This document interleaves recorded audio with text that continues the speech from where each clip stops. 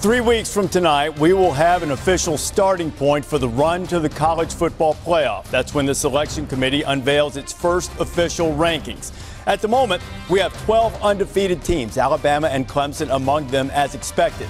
But a host of challengers like LSU and its unstoppable offense, Ohio State and Wisconsin squashing everybody, and Oklahoma behind Jalen Hurts. And all of a sudden, Alabama, Clemson for the title doesn't feel as inevitable as it once did. Showdowns loom, and we're at the halfway point of the season, but for some reason it feels like we're just getting started. Welcome to Dallas. We're ready for Red River. This game is the most unique game in college football. It's behind his back. That is remarkable. CD for the TD. He's doing CD Lamb things.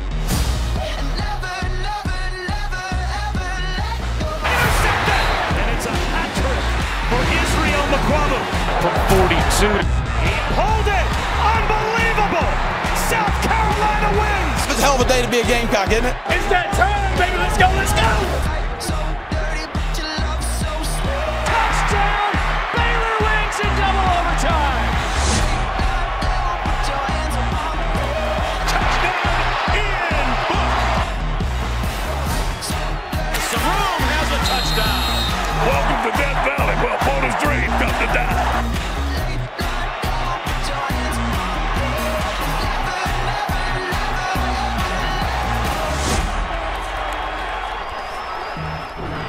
And what a scene that was in Death Valley last Saturday night, and so much more to come in the next few weeks. Glad to have you with us. College Football Playoff Top 25. I'm Reese Davis. Kirk Herbstreit, David Pollack, Joey Galloway, and Jesse Palmer joining me. And gentlemen, just in case the selection committee, they want to get off to a good start, they would do well to listen to us tonight, 3 weeks before they unveil their first official rankings. Here is the AP Top 10. Alabama sits on top. 4 different teams have gotten first place votes. I am one of the 9 AP voters who has Ohio State on top of my ballot. Kirk, how do you stack up the top 6? Well, I don't vote in the AP, but I would agree with you. I think Ohio State's been the most complete team, and you really couldn't look at their resume and say, look who they've beaten, but it's just how they've looked. They rank in the top 4 in scoring offense, scoring 49 points a game, top 4 in the nation in scoring defense, only allowing 8 points a game. So I think they've been the most consistent team week 1 through week 7. After that, it's I have Alabama. I moved them up a couple weeks ago just ahead of Clemson. I have LSU right there. For me personally, all 4 of these teams, and probably for everybody, they're kind of knocking on the door for one another. Even with Oklahoma and Wisconsin, who I have narrowly out of the top 4, this is the most exciting I think I can remember. We have 6, maybe even 7 teams that are right there where they need to be and in contention for this thing. And I got mine a little bit different, but I tell you what, going to Texas, beating a good Texas team that we all know is a good Texas team, LSU beating Florida, to me, there's nothing that's even close to that good in college football. 2 wins like that on your resume, you're the number 1 team in the country. Ohio State, the resume doesn't speak where I've got the greatest wins, but I've seen the best from them. I'm talking about defensive line that's ferocious, skill and speed in the defense that now is coming together and you see playing better. And then Alabama's next, Clemson's 4th, OU, Wisconsin 5 and 6, and plenty of room, obviously, for more time to see develop as those come along.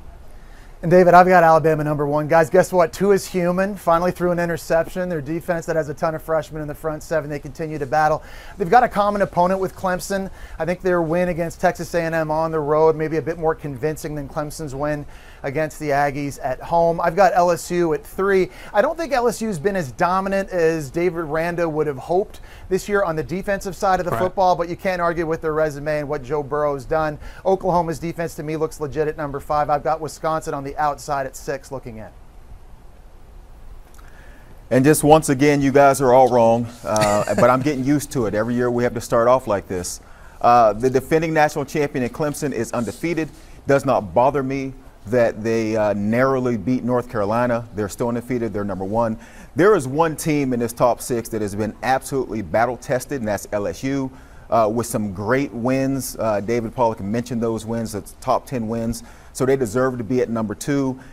Number 3 is Alabama, Ohio State. I think you can interchange any one of the 6, honestly. And as we move forward, we'll see these teams play more people. But until then, I'm going to keep Clemson at number 1, LSU 2, because they're battle tested. The rest of them, we'll see more games moving forward. Joey, I think that's a really good point that you make. I don't know that in the whole time we've done this show that I've ever seen this, that the 4 of you have 4 different number 1 teams. And it sort of underscores the point that I've made that when you vote on these, it would be a lot easier if they would let you vote in a row instead of a column, because you can make a case for all of them. Joey, you brought up something interesting. I mean, I understand your theory. Clemson's a defending national champion and all of that, but a lot of those guys are gone on the defensive front anyway, still talented. What separates Clemson? Is this something that's more of a forward-looking thing from you, that you know Clemson tends to get better as the season goes along, or are you just convinced that they're a hair better than everybody else? I think it's so narrow at this point that it doesn't make sense to move them from number 1. I think we can interchange a lot of these teams, and that's the exciting part that Kirk mentioned. We have 6 teams. We have a legitimate 6 teams that if you line them up on a neutral site and asked all 4 of us, all 5 of us, who would win the game, I think you come out with different answers, and that's the fun part about this. The interesting thing about Clemson is it's not their defense that I'm concerned about. It's the offense. It's the way Trevor Lawrence has looked at times trying to do too much. And so the question marks about Clemson coming into the season was, could they replace their defense? Defense is playing really, pretty well. Now we need to see that offense get clicking, and we all believe, because of the talent they have and because we've seen them do it last season, that offense will get corrected, so they remain at number 1 for me. Joseph, if let's just pretend they've looked terrible, they've got injuries, they've got all kinds of concerns. Is it more about they're the defending national champs and they should be number 1 until they lose? It doesn't matter about how they've looked analytically. It's more that they won the championship last year, right? It starts there with me, so they would have to look really bad. And honestly, a close win doesn't bother me. I've always held the mindset that football games are so hard to win. And if you win, no matter how you do it, you get credit. And probably because I played football so long and lost so many games, I understand how hard it is to win football games, that I don't get overreactive to when a team gets a close win. David, would it surprise you at all? And I happen to agree with you. LSU has 2 really impressive wins.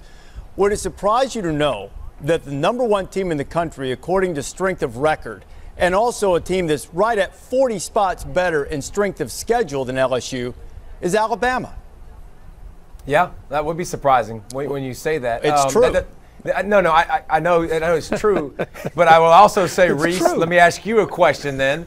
Does LSU have 2 better wins than Alabama does? Yes, I have LSU ranked ahead of Alabama. I have LSU. I have Ohio State 1, LSU 2. So I understand playing teams that have more of a winning record, but I also want to see you play really good teams. And here's the thing, too. When the committee comes out in a couple weeks and we're talking about this, we're going to really see, because Kirk, we debate this every year, and we talk about this on Reese on game day every year. We talk about if you play out of conference and you schedule somebody that's really good, do you get rewarded for it? Jesse, we're going to find out, because if LSU goes to Texas and they've done way more than everybody else to this point, and they don't get rewarded for that, and they're not the number 1 team in the country, I'll be shocked. And if I'm an AD everywhere in the country, I'll be like, peace out. I'm scheduling garbage every single out-of-conference game.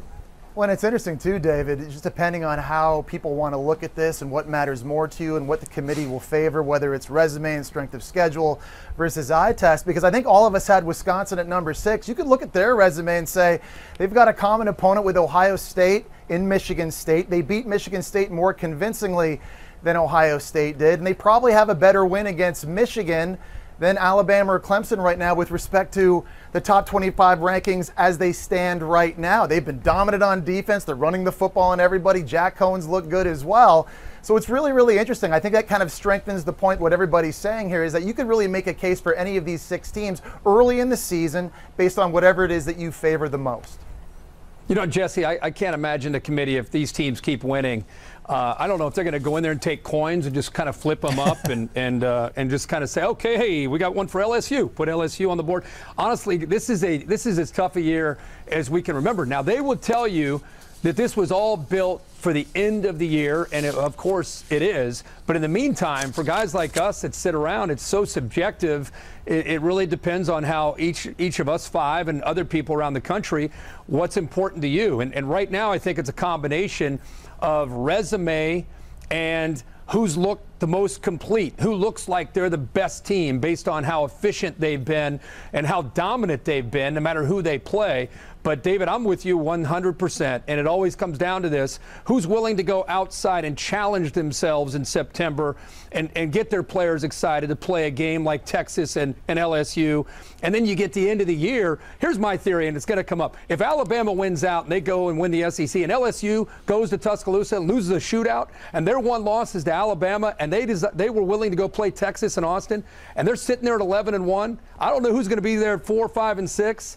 But LSU is going to have a lot of people's votes if that scenario plays out. There are a couple of things. Our analytics guys say that with Georgia's loss to South Carolina, the Big Ten has just as good a chance to get two teams in the playoffs or right at it as the SEC right now. It's an interesting scenario. Joey, I thought Jesse brought up something, and I pointed out the inconsistencies at number one. There's one thing consistent across the board among all of you ranking your top 6. You have Wisconsin number 6. Now, everybody's given the lip service to the fact that all of these teams seem the same and everything, but everybody has Wisconsin at the bottom.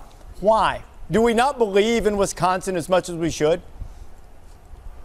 Well, I think the mindset go ahead, when it comes to Wisconsin, I think the mindset when it comes to Wisconsin is in 2 weeks they play Ohio State. And we've seen this same recipe for Wisconsin. A huge offensive line that blocks very well, great running back in Jonathan Taylor, a quarterback that has to manage the game, and a solid defense. And so can this be the year that this solid defense that doesn't make mistakes has the athleticism to stay with an Ohio State team that we know has a bunch of athletes on the offensive side? We know they're explosive. And so when we watch it, it's like, why move them yet? Why move them up? Because they're going to get their shot in 2 weeks and we'll know exactly what they are. Yeah, Joey, I think to me in my top 6, the biggest difference for me and the reason why I have Wisconsin at 6 is the quarterback position. I think the top 5 teams, to me, all have a difference maker and a game breaker at the quarterback position. I don't know yet if Jack Cohn is that guy. Look, he's been really impressive. He's been a phenomenal complement to their running game and Jonathan Taylor. He's been accurate. He's taking advantage of a really good wide receiving core. But if the game came down to Jack Cohn in a big game, could he go win it? You know, we've seen Tua, we've seen Lawrence, Justin Fields, we've seen all these other guys in our top 5, Joe Burrow and Jalen Hurts. I think we all believe that guy can do it. I just don't know if Wisconsin has that guy. We're going to find out in a couple weeks.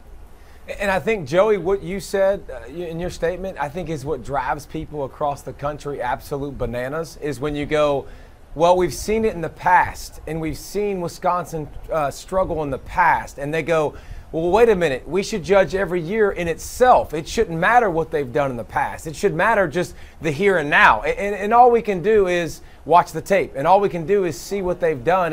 And Wisconsin has been a team in the past that struggled with speed. And I'll say this. They look more athletic on defense. They look more athletic at wide receiver. They look more athletic than they have in the past. Or in bond rush in the passer look phenomenal. But I'm with you on this part of it, Joey. I want to see it against a really good team in Ohio State. Michigan State and Michigan obviously are okay teams. They're good teams. They're just not great teams. So I do want to see it against Ohio State in a couple weeks. David, I think there are a lot of Wisconsin fans that would show you that in the last 10 or 15 years, if you stack their record against SEC opponents versus other teams from the Big Ten against SEC opponents, I think Wisconsin would be very favorable in matching up against the SEC speed. So I think that's a little bit of a perception. I tend to agree with Jesse. Jesse, you make a great point, and wouldn't it be fun to put Russell Wilson, when he was at Wisconsin, into this scenario? I think we would all feel very differently, not just because he's a very talented quarterback, but I think it speaks volumes about the importance of that spot and how these other 5 have maybe a little bit more proven commodities, playmaking ability guys, and Jack Cohn, we're learning every week what he's capable of. So I think that has a tendency to maybe push Wisconsin out until, if they go to Columbus in 2 weeks and win, he's going to have to play well. Then I think maybe we learn at a different level of respect for him. You guys may be sleeping on old Jack Cohn. His offensive linemen have had T-shirts printed up that say Jackie Heisman on the front. Although I'm not sure. I don't think he's the Heisman candidate in the Wisconsin backfield right now, but he's played really well. Hey, biggest thing with Ohio State to wrap this up. Top 25. Presented by AT&T.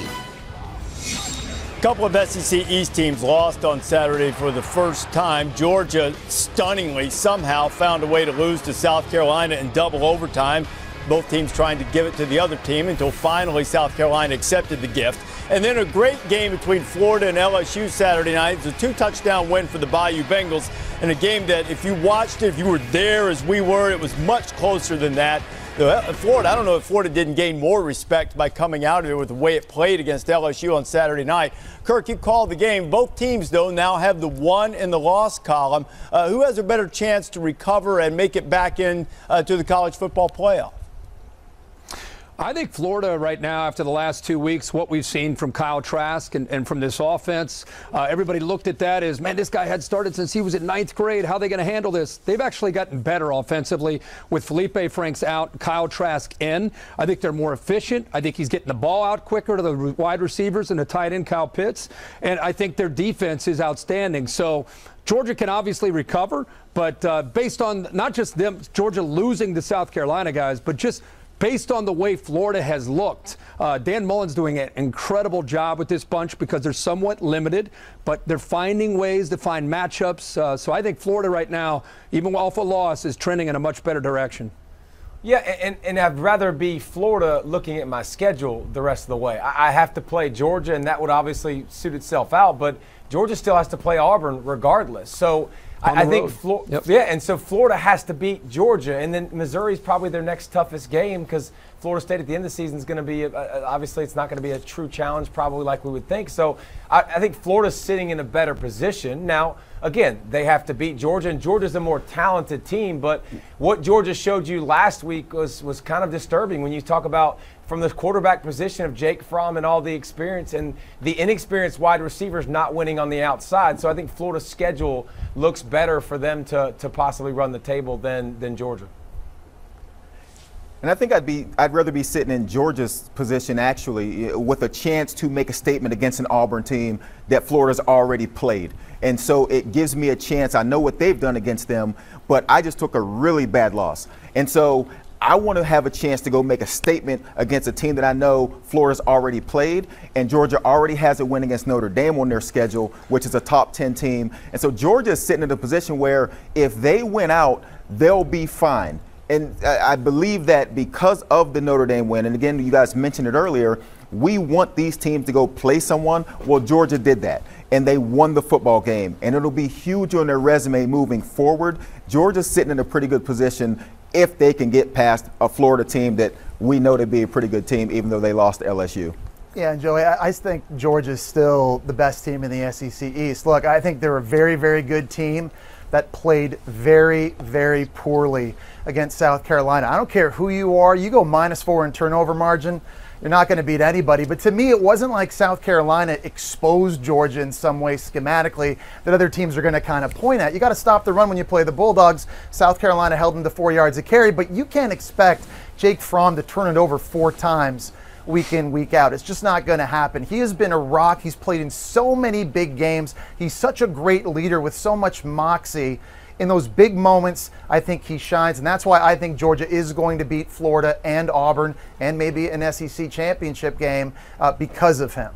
Follow along with me. They better learn how to throw the forward pass down the field if they're going to do all that. Follow along with me here. Let me give you the SEC's nightmare scenario, particularly in the East. Missouri is still waiting word on its appeal of NCAA sanctions. At the moment, they are not eligible for the postseason. They are also the only undefeated team in conference play in the SEC East. Georgia loses to Auburn. Missouri's ineligible. Georgia goes to the SEC championship game and wins the SEC. Could it be that the SEC gets left out entirely? Not likely. I know that would leave an Alabama-LSU scenario. We brought up the Georgia-Notre Dame game, September 21st, 23-10 game. Ian Book finds Chase Claypool. Irish within 6. They get the ball back. Georgia was pretty conservative. And whatever you want to say about it, Notre Dame had the ball with a chance to go down and get the winning score, but Georgia hangs on and wins it 23-17. Now, that is to Georgia's credit. They won the game. Now, you look at this name, did that loss by Georgia, how badly does it hurt Notre Dame's opportunity to get back into this? Pollock, I'm starting with you because you've already declared the Irish finished either way, which I completely disagree with. But well, you can be wrong. That's okay. So can you, by the way. So you think the Georgia loss hurt it even more, hurt the Irish's chance even more? Well, no, I don't think it does, because now if you look at it, Georgia and their schedule the rest of the way that we just talked about, there's a good chance they're going to lose again, and 2 losses in the column. And if Notre Dame only has 1 to Georgia, I think it helps Notre Dame. I definitely don't think, unless Georgia was going to go undefeated, that would have been a huge help to Notre Dame. But now if they lost 1 game, they needed to lose 1 more on the schedule, and now Notre Dame is above Georgia if they continue to win. David, I think if I'm a Notre Dame fan, I'm a huge Michigan Wolverine fan this weekend as they go to the whiteout at Penn State, because that's the only game without a conference championship game. You look at the rest of the schedule, I don't have it in front of me, but it's like Navy, Boston College, Duke, Stanford. They're not going to play a ranked team more than likely the rest of their schedule. You can see it. So Michigan is the game. It's a little unusual to have Notre Dame, Michigan middle of the year as opposed to early in the year, but there it is. And if Michigan's sitting there at 16 were to go to Happy Valley and beat Penn State, they're going to jump up significantly. So Notre Dame needs a Michigan win to be able to help them try to state their case a couple weeks before the committee comes out with their first rankings, because the stretch run, Jesse, in November and early December, they're not going to have a whole lot of opportunities. No, I agree. And I think already with 1 loss now, Notre Dame needs their resume to be as strong as possible. They need Georgia to keep winning. Their resume has taken a bit of a hit here in recent weeks. Of course, Virginia just lost to Miami. Duke lost to Pitt. Stanford's sitting at 3-3 right now. I don't know how many people thought that was necessarily going to happen, and you're absolutely right. They need Michigan to beat Penn State this upcoming weekend. No doubt about it, we know how the committee feels about strength of schedule, and they're going to credit Notre Dame for going on the road and playing Georgia and playing them as tight as they did all the way down to the wire. But they need to play ranked teams. They need this resume to be as strong as possible, and that's why I think losing against Georgia, or Georgia's loss, I think that really hurts Notre Dame.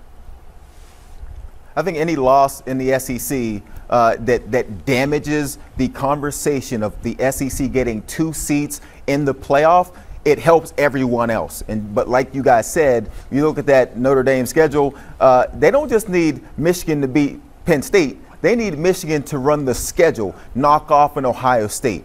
They need this Michigan team to be ranked highly by the end of the season to make it really count on their resume, because like you guys said, besides that, they don't have another signature win there. So it doesn't just stop at Penn State this weekend. They need Michigan to run the table.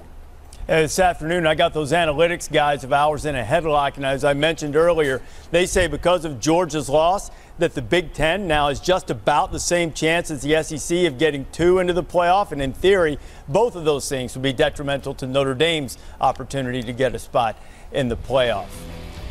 Now we look now at our PlayStation Player Impact Rating, and Notre Dame's got a couple of guys who have been quite impactful. Ian Book, an 86 rating. That's the highest overall for Notre Dame's skill positions. And on the defensive side, Asmar Bilal, one of just 24 players with a rating of 98 or above. Still to come, plenty of surprise unbeaten teams still hanging around in college football, including Matt Rhule's Baylor Bears. The head coach joins us, what's coming up for him this weekend, and also why things look pretty good in November should they be able to get past Stillwater this weekend. Season is Baylor. The Bears 6-0, one of 12 undefeated teams in the country, ranked 18th in the most recent AP poll. And what a tremendous job Matt Rhule has done turning this program around. Came to Waco from Temple 2017. They were 1-11 his first year, and they are doing it now with defense. This defense allowing a Big 12 best, just under 18 points per game, and Baylor sitting there undefeated in a big game coming up in Stillwater against Oklahoma State this weekend. Pleased to be joined by the head coach at Baylor, Matt Rhule. Matt, you hit the halfway point. Your team is still perfect. How does where you are compared to where you thought you would be in terms of your program development? Well, you know, I thought certainly I don't think we expected to go 1-11 the first year, and but it's where we were. And I think we've done a good job of just trying to get a little bit better each year. Getting to bowl eligibility last year was obviously huge. And we looked at this season, we liked our team. We thought we had some veteran guys, and we said, hey, we're going to have a chance to be in every game. And so far we've been able to come out and be perfect. You've won a couple of really tough games. Won a tough game against Iowa State, won a tough game against Texas Tech this past weekend. How does that impact your team's confidence? A team that's, I would imagine, still learning what it's like to have success.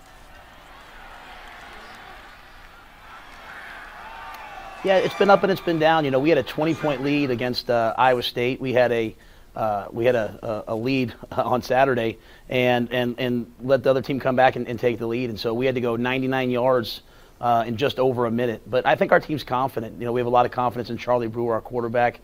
He seems to know how to win in the 2-minute, and as long as there's time on the clock, I think our guys feel like they have a chance to win. Hey, what does it say about Charlie? He had been very good at protecting the ball. He threw a couple interceptions, yet was still able to come back and play effectively. What does that tell a coach about his quarterback when a guy deals with some adversity and comes back to play well? Well, I mean, he's just such a competitor, and he always makes it about the team. He never makes it about himself. He never talks about stats or all he does is take responsibility. And so even after those picks, on Saturday, he kept saying, hey, Coach, that's all me. And he just went out there and found a way to win. And that's what I want to be around. I want to be around guys that compete, that find a way to get it done. And he's certainly one of those guys. How would you describe the challenge that you have in front of you against Oklahoma State? Well, I mean, it's a huge challenge. I think Mike Gundy is one of the best coaches in college football. Hubbard is an amazing tailback, big play threat.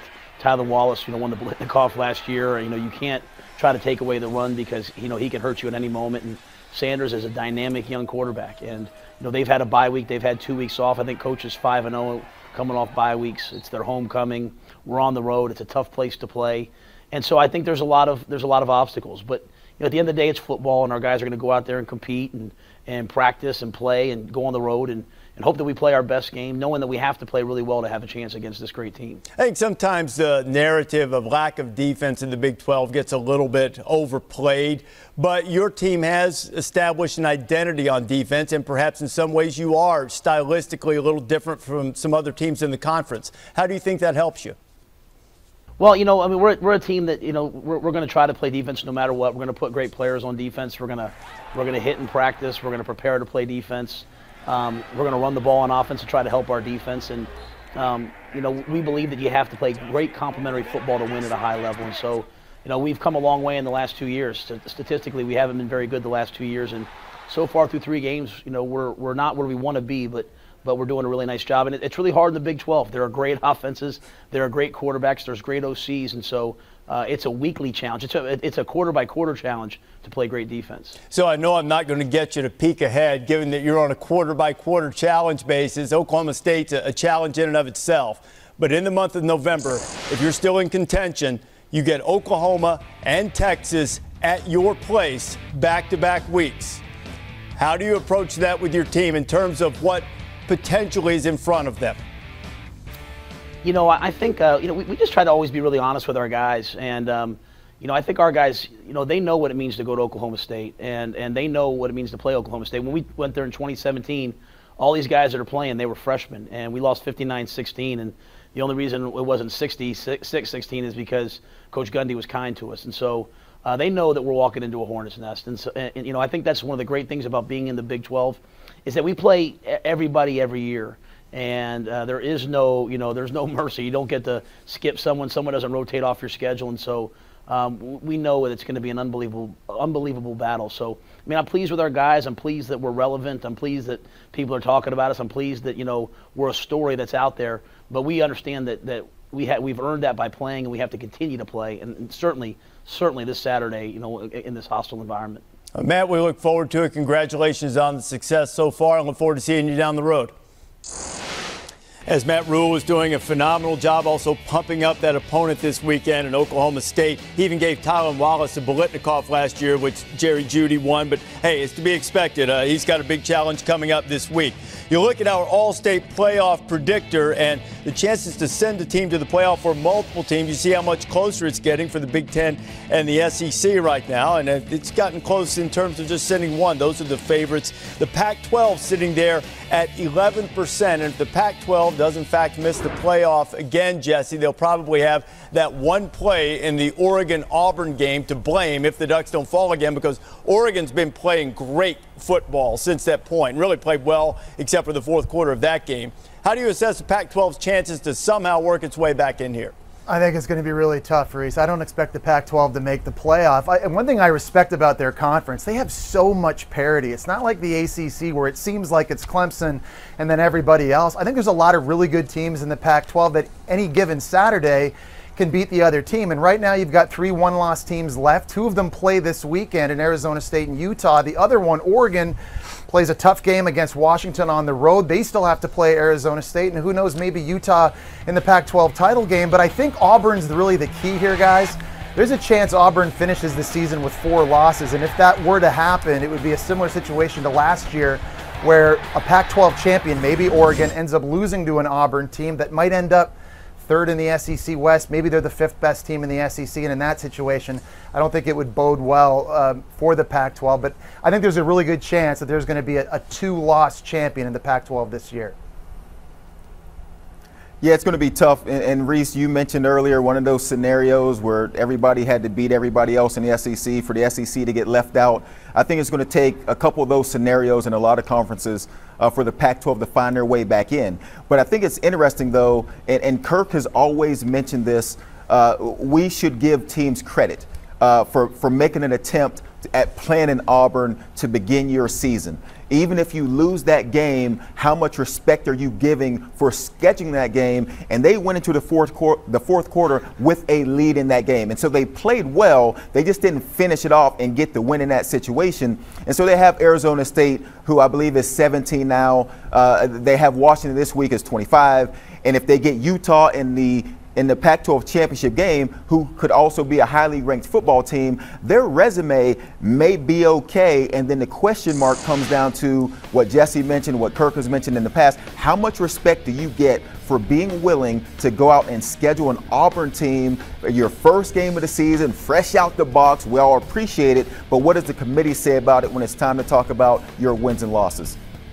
Yeah, well said, Joey, and I agree with you. I think Oregon's the team, the best chance for the Pac-12. Not only the fact that they dominated most of that game until Bo Nix found a way to win it late.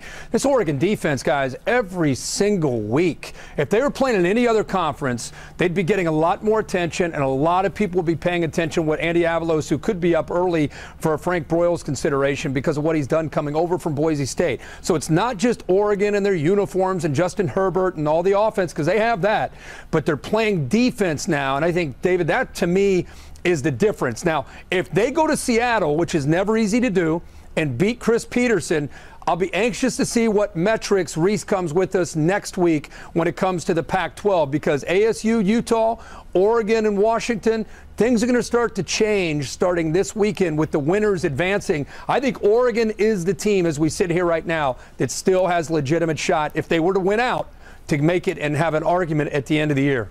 I think Oregon's the only shot, and you talk about that defense. Kirk, 1 touchdown in the last 5 games. I mean, that's unbelievable. Yeah. I mean, that's super impressive. But here's the deal. Here's what would have to happen. I think the Big 12 with Oklahoma, you know they're not losing more than 1 game. Clemson, even if they lose a game, still over the Pac-12. So you're going to talk about them 2 being ahead.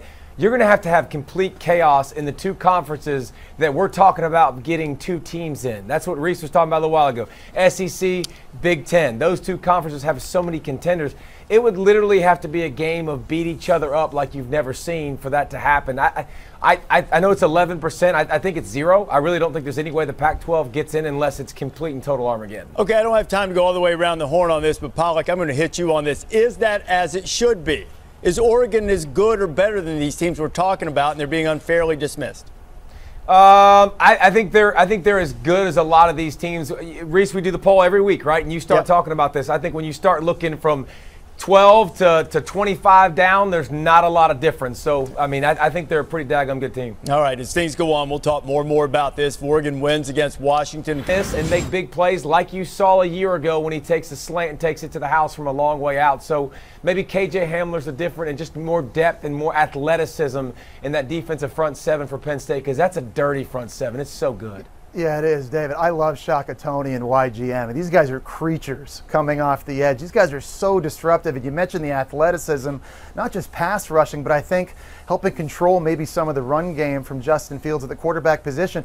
I think I would side with Wisconsin just because of how they play stylistically on offense. I think being able to run the ball with Jonathan Taylor and setting up third and manageable situations for Jack Cohn to take advantage of. We've talked a little bit about how good their receiving group is, led by Cephas and their tight end Ferguson. They've got some weapons that can win one-on-one on the outside. When I watch Penn State play offensively this year, guys, I don't see the same dominant run game as years past. They certainly don't have a Saquon Barkley or a Miles Sanders in the backfield, a good group of backs. I don't think they've been as physical up front. And so when I envision them playing Ohio State, I see a lot more third and medium to long situations for Sean Clifford going against that pass rush on the road against Ohio State. Chase Young to me, I don't know about you guys, Chase Young to me, he's the best player in college football. I haven't seen a guy more dominant than number 2. That guy commits 3 misdemeanors every weekend on people. So to me, stylistically, I think Wisconsin would have the edge. We'll find out. That's next week, Ohio State and Wisconsin. Then next month. Man, boy, can't wait to see that just as soon as we finish up here. All right, guys, 3 weeks. We know that the first official rankings come out. Top 5 in the AP right now: Alabama, LSU, Clemson, Ohio State, Oklahoma. Kirk, among that top 5, when the first rankings come out, which one will not be in the CFP committee's top 20 or top 5? Trick question, or you can say none of them, or you can say all of them. I mean, can I say what I really think, or do I have to do? No, say what you think. No, they're all of them. I mean, who's going to lose? I don't know what Jeff's looking for here, but they're all 5 are going to win the next few weeks, and all 5. I mean, where are they going to go? They're in. Okay, Kirk. Okay, Kirk. So, Kirk, if I was to rephrase this and say who is the biggest threat to lose, don't we have to go Ohio State because they play Wisconsin? Sure, you could. I mean, sounds good. Yeah. Okay, well that would be my answer because they play the 6th team in the country. I don't think anybody's going to lose, period. But obviously, Ohio State's going to have the biggest test playing Wisconsin and a really good football team. Yeah, Kirk, I kind of agree with you. I kind of thought, is this a trick question?